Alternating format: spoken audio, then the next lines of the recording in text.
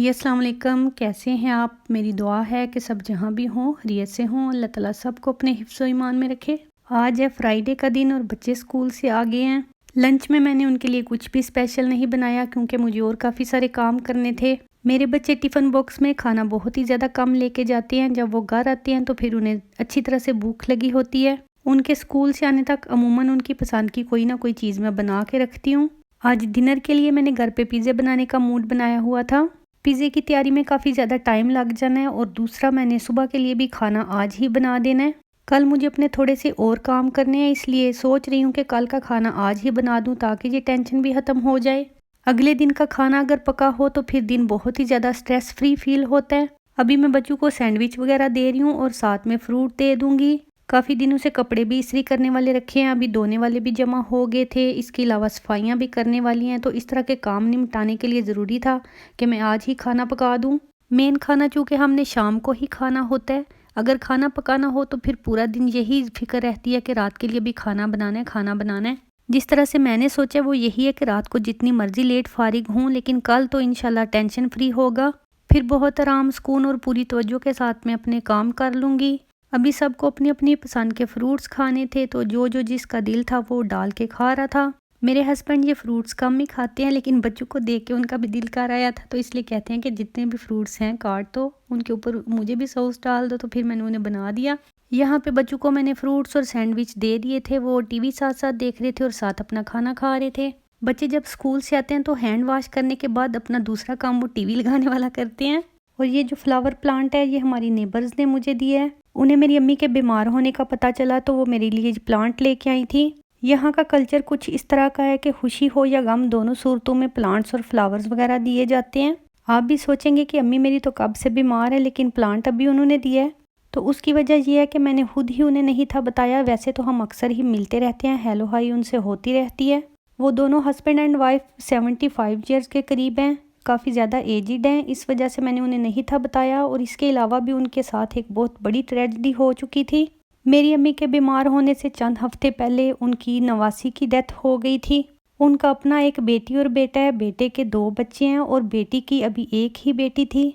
नवासी उनकी अभी 1.5 साल की थी कि यहाँ पे अचानक ही उसकी डेथ हो गई। वैसे तो वो बहुत अच्छी भली सेहतमंद और माशाल्लाह से बहुत ही ज़्यादा क्यूट थी। बहुत ही प्यारी ग्रीन सी आंखों वाली, बिल्कुल डॉल सी लगती थी। ये सारी फैमिली अपने फार्म हाउस पे छुट्टियां मनाने के लिए गए हुए थे। वहाँ पे अचानक से उसने पता नहीं क्या खा लिया। अभी तक डॉक्टर्स को समझ नहीं थी आई, कोई ऐसा बैक्टीरिया उसके अंदर चला गया था जिसकी वजह से उसकी डेथ हो गई। ये हादसा यकीनन उनके लिए बहुत ही ज़्यादा दुख वाला और बहुत ही ज़्यादा शॉकिंग था। फिर अम्मी के बीमार होने का उन्हें मैंने मसलहत के तहत नहीं था बताया, क्योंकि मुझे पता था वो ऑलरेडी काफ़ी ज़्यादा शॉक में है। उनकी तो वो नवासी थी, इस वजह से यकीनन वो शॉक में थे। लेकिन मुझे भी बहुत ज़्यादा दुख था, क्योंकि अक्सर ही जब वो नज़र आती थी तो मुझे हाई बोल के जाती थी। मुझे यकीन नहीं था आ रहा कि अचानक से उसकी डेथ कैसे हो गई। फिर उसकी नानों ने मुझे सारी तफसील बताई कि क्या हुआ, किस तरह हुआ, कैसे वो वहाँ पे गए और किस तरह उसकी डेथ हो गई। वो तो इतने ज़्यादा हौसले से मुझे पूरी स्टोरी सुना रही थी, लेकिन यकीन करें कि मुझसे बिल्कुल नहीं थी सुनी जा रही। मुझे बस रोना आता जा रहा था। कभी कभार इन लोगों पे मैं बहुत ज़्यादा हैरान होती हूँ कि पता नहीं किस तरह अपना रोना छुपा लेते हैं। ये लोग किसी की फोतगी पे भी बिल्कुल नहीं रोते। यहाँ पे बहुत कम लोग ऐसे होते हैं जब कोई फोत हो जाए तो रोते हैं। किसी की डेथ पे भी ये लोग बहुत ज़्यादा अच्छे तरीके से तैयार होके फ्लावर्स वगैरह लेके फिर अफसोस करने जाते हैं। बहुत ही डिसेंट तरीके से सारे काम करते हैं। इसके बरक्स अगर हमारे पाकिस्तान के कल्चर को देखा जाए तो वहाँ तो बहुत ही ज़्यादा अजीबोगरीब हरकतें होती हैं। वैसे शहरों में तो रोने पीटने का रिवाज थोड़ा सा कम है, लेकिन अगर गांव की ज़िंदगी को देखा जाए तो वहाँ पे यकीन करें कि मैंने इस तरह के हालात भी देखे हैं। ख़ास तौर पे जब घर के मर्द की डेथ हो जाए तो औरतें पीट पीट के अपने आप को जख्मी तक कर लेती हैं। बहुत छोटे होते गांव में हमने एक जगह देखा कि वहाँ पे औरतें अपने दुपट्टे कमरों पे बांध के अपने सीने पीटती थी, और वो इतनी ज़ोर ज़ोर से पीट रही थी कि ऐसे लग रहा था बस अभी खून निकल आएगा। देखा हुआ वो सीन तो आज भी मेरे लिए बहुत ज़्यादा नाइटमेयर है। मुझे बहुत ज़्यादा अजीब लगता है कि इतनी जहालत की इंतहा है कि जब कोई फोत हो जाए तो इस तरह से लोग पीटते और रोते हैं। ऐसे लोग तालीम से बहुत दूर होते हैं और अल्लाह माफ़ करे दीन का भी उन्हें इतना ज़्यादा पता नहीं होता, इसलिए इस तरह की हरकतें करते हैं। हमारे नबी पाक सल्लल्लाहु अलैहि वसल्लम का तो फरमान है कि जब किसी की फोतगी हो जाए तो उसका दुख 3 दिन तक करना चाहिए। आप सल्लल्लाहु अलैहि वसल्लम की हदीस का मतलब तो यही है कि जो चीज़ अल्लाह ताला ने हमें अता की होती है वो उसी की अमानत होती है, उसी की तरफ उसे वापस लौट के जाना होता है। इसलिए हमें अल्लाह के फ़ैसले पे राज़ी होना चाहिए कि जो कुछ उसने हमें दिया था अगर वो वापस ले लिया तो वो उसी की अमानत है। लेकिन हम जैसे कच्चे पक्के ईमान वाले इस तरह की बातों पे इतना ज़्यादा पूरा नहीं उतर सकते, क्योंकि दीन का इल्म कम होता है, दुनिया की लगन और दुनिया से मोहब्बत हमारी ज़्यादा होती है। इसलिए ज़्यादातर अपने जज्बात की रो में बहकर हम ऐसे काम और हरकतें कर जाते हैं जो बहुत ही ज़्यादा गैर मुनासिब होती हैं। अल्लाह ताला से दुआ है कि हमें वो दीन की सही समझ अता फरमाए और उस पर बहुत ही अच्छी तरह से चलने की तौफीक दे। अच्छा जी, तो यहाँ पे बनाने लगी हूँ मैं ट्यूना फ़िश पिज़्ज़ा। बातें करते करते मैं काफ़ी आगे आ गई हूँ, आपने देख ही लिया होगा। ये मैंने डो बनाई थी, अब काफ़ी अच्छी तरह से राइज़ हो गई है। इसके मैंने पेड़े बना लिए थे। पेड़े बनाते बनाते ही ये काफ़ी ज़्यादा फूलने शुरू हो गए थे। ट्यूना फ़िश के अंदर थोड़ा सा प्याज, अदरक, लहसुन मैंने डाल लिया था। जब उसको अच्छी तरह से भून लिया तो ऊपर नमक, मिर्चें वगैरह डाल दी, सूखा धनिया थोड़ा सा डाला था और थोड़ा सा लेमन जूस। ट्यूना फ़िश मैंने ऑयल की बजाय पानी वाली इस्तेमाल की थी, उसका पानी गिरा दिया था और फ़िश को फिर प्याज और लहसुन वगैरह में भून लिया था। पिज़्ज़े की डो माशाल्लाह से बहुत ही ज़्यादा अच्छी तैयार हुई थी। आपको नज़र आ रही होगी कि बनाते बनाते ही इतनी ज़्यादा फूली सी नज़र आ रही है। और इसको मैंने बेलन से बिल्कुल भी नहीं बेला, बस हाथों से दबा दबा के थोड़ा सा फैला लिया था। बेलन से बेलने से मुझे ऐसे लगता है कि उसकी डो थोड़ी बैठ सी जाती है। हाथों से बनाएं तो बहुत ही फ्लफ़ी से पिज़्ज़े बनते हैं, बिल्कुल बाजार जैसी लुक आती है। पिज़्ज़े की सॉस मैं बाज़ार की रेडीमेड इस्तेमाल कर रही हूँ और यहाँ पे मैंने ऊपर चीज़ लगा दिया था और अब ट्यूना फ़िश थोड़ी थोड़ी सी लगा ली है। इसके बाद वेजिटेबल्स लगा लूँगी। ज़्यादातर यहाँ पे सारे कलर्स के मैंने पपरिका ही इस्तेमाल किए हैं। इसके अलावा मशरूम्स लगा रही हूँ, जलापिनोज लगाऊंगी और साथ में थोड़े से प्याज। पिज़्ज़ा तो एक ऐसी चीज़ है कि इसके ऊपर जितनी भी चीज़ें लगाई जाएं अच्छा ही लगता है। पहले जब मैं पिज़्ज़े बनाती थी तो बच्चे ये ऊपर से सारी चीज़ें उतार उतार के खाते थे। आज मैं उन्होंने बोला था कि आपने कुछ भी नहीं उतारना। पहले तो वो छोटे थे इसलिए मैं उन्हें इतना ज़्यादा तंग नहीं थी करती, लेकिन अब माशाल्लाह से बड़े हो रहे हैं तो मेरा दिल होता है कि वो सारी चीज़ें खाएं। उन्हें वेजिटेबल्स खाने की भी आदत होनी चाहिए।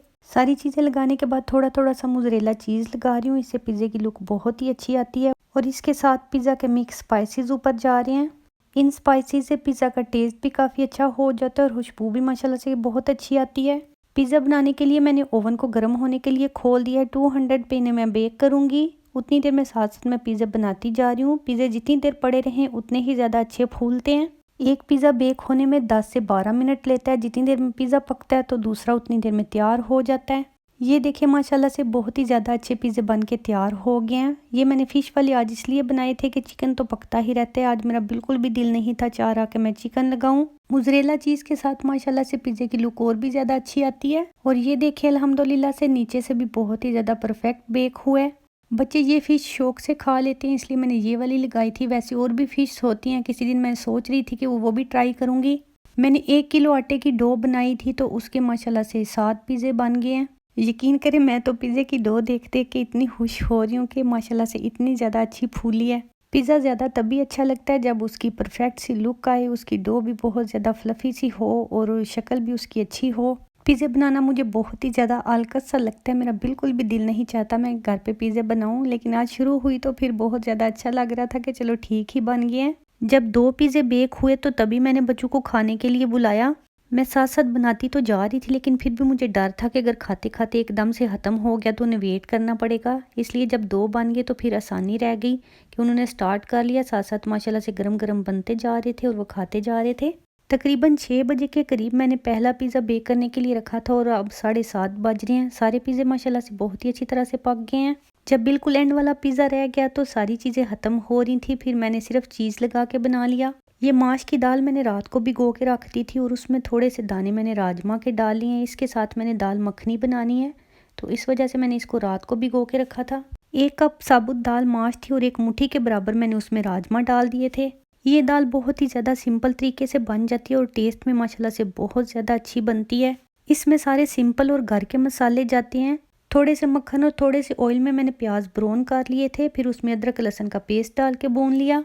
पाउडर मसाले ऐड किए और साथ में टमाटो प्यूरे घर पे बनाया हुआ डाला। दाल मखनी में सबसे ज़्यादा ज़रूरी ये होता है कि इसमें टमाटर अच्छी तरह से डाले जाएं। बिल्कुल सिंपल हांडी वाला मसाला है। जब अच्छी तरह से भुन गया था तो फिर मैंने दाल डाल दी और पानी काफ़ी अच्छी मिकदार में डाला था। ये दाल पकने में काफ़ी ज़्यादा टाइम लेती है और प्रेशर के बगैर तो मुझे लगता है पकाना मुश्किल हो जाता है। अच्छी तरह से मिक्स और यकजान होने में ये काफ़ी टाइम लेती है, इस वजह से प्रेशर लगाना ज़रूरी होता है। कुकर में पकाने के लिए भी मुझे 2 घंटे लगे थे। अभी यहाँ पे जब अच्छी तरह से गल गई तो मैंने क्रीम ऐड कर दी है। माश दाल बाकी दालों की निस्बत मिक्स होने में थोड़ा टाइम लेती है। बस जी, तो यहीं तक था आज का व्लॉग। आप सबके लिए बहुत सी दुआएं, खुश रहें, आबाद रहें, मुझे अपनी दुआओं में याद रखें। इसी के साथ ही इजाज़त दें।